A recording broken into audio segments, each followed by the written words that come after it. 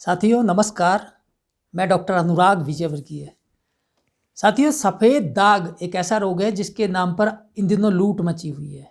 अखबारों में जिधर देखो सफ़ेद दाग का इलाज करने का दावा करने वाले लोग बैठे हुए हैं। और लेकिन होता क्या है कि मर्ज बढ़ता ही गया जूं जूं दवा की। भोली भाली जनता अज्ञानतावश इस रोग का उपचार का सपना लेते हुए लूटती रहती है। तो मैं आपको एक रहस्य बताना जा रहा हूँ। आयुर्वेद में इस रोग को जो है कुष्ठ रोग के अंतर्गत इसकी गणना की जाती है।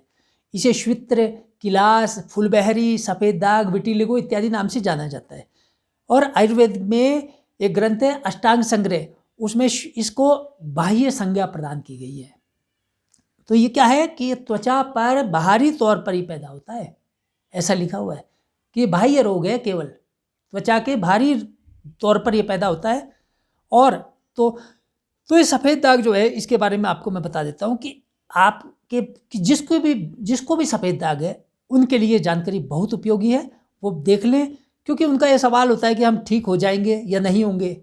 वो डॉक्टर से प्रश्न करते रहते हैं और उनको संतोषजनक जवाब नहीं मिलता है। मैं उनका इसी प्रश्न का जवाब दे रहा हूँ, क्योंकि सफ़ेद दाग के लिए माधव निदान नाम का एक आयुर्वेद का ग्रंथ है।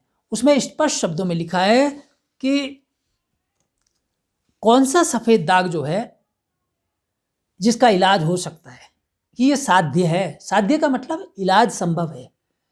कौन सा सफ़ेद दाग है वो बताते हैं कि जिसके बाल सफ़ेद नहीं हुए हों। सफ़ेद दाग देखिए, जहाँ भी सफ़ेद दाग है उसमें आप देखिए बाल सफ़ेद हो गए हैं। यदि सफ़ेद हो गए हैं तो लाइलाज है वो। जिसके बाल सफ़ेद नहीं हुए हैं वो ठीक हो सकता है। जो थोड़ा है, थोड़ा मात्रा में सफ़ेद दाग कहीं कहीं, वो ठीक हो सकता है। एक दूसरे से मिला हुआ नहीं है, जैसे यहाँ पर हो गया, फिर यहाँ हो गया, इधर हो गया, लेकिन वो मिला हुआ नहीं है, एक दूसरे से टच नहीं है, तो ये ऐसा भी ठीक हो सकता है। चौथा बताया नया, ऐसा सफ़ेद दाग जो बिल्कुल नया है वो भी ठीक हो जाता है। और पांचवा बताया कि जो आग के जलने से पैदा नहीं हुआ हो वो भी ठीक हो सकता है। यानी बर्न वाला नहीं होना चाहिए, बर्न वाला ठीक नहीं होता सफ़ेद दाग। तो इस प्रकार से बताया कि ये तो ठीक हो सकता है, और इनके विपरीत जो लक्षण है वो ठीक नहीं होता है। बहुत ही आसान जवाब महर्षि माधव निदान में दिया गया है।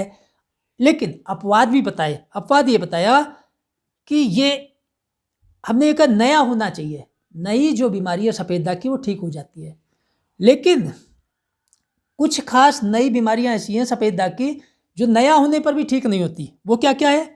जैसे गुह्य स्थान, जैसे आपके जो है मूत्रेंद्रिय, प्रजनन अंगों के आसपास जो सफ़ेद दाग होता है वो चाहे नया ही क्यों नहीं है वो भी ठीक नहीं होता। हाथ पैरों में जो सफ़ेद दाग होते हैं वो ठीक नहीं होते, चाहे वो नया ही क्यों नहीं हो। पैर के तलवों में और ओठ पे होने वाला सफ़ेद दाग, इनको भी ठीक होने की इच्छा नहीं करनी चाहिए, क्योंकि ये ठीक नहीं होते हैं। ऐसा शास्त्र में स्पष्ट शब्दों में निर्देश किया गया है। अब आपको स्वयं मैंने आपको बता दिया, आपको मैंने चाबी सौंप दी। अब आप समझ जाइए, आप स्वयं समझदार हैं। तो इन लक्षणों वाले सफ़ेद दाग का इलाज और लाइलाज होना, ये मेरा उद्देश्य था जो मैंने आपको बता दिया। बाकी आप अपनी चिकित्सा कैसे करनी है, क्या करना है, इस विषय में आप और जानकारी मैं आपको समय समय पर देता रहूँगा। इस रोग के बारे में, सफ़ेद दाग के बारे में और अधिक जानकारी यदि आप चाहते हैं, और क्या परहेज रखने हैं, क्या खाना है, कैसे सेवन करना है, क्या करना है, नहीं करना है, वो सब के लिए आप ये मेरे द्वारा लिखित पुस्तक जीवन शैली के रोग और आयुर्वेद आप पढ़ सकते हैं। भारत रत्न महामहिम राष्ट्रपति श्रीमान प्रणब मुखर्जी महोदय के कर कमलों से इस पुस्तक को राष्ट्रीय पुरस्कार प्राप्त हो चुका है। मैं आपको यहाँ लिंक दे रहा हूँ, आप इसका अध्ययन करके देखें, आपको लाभ मिलेंगे। धन्यवाद। जय धन्वंतरी, जय आयुर्वेद।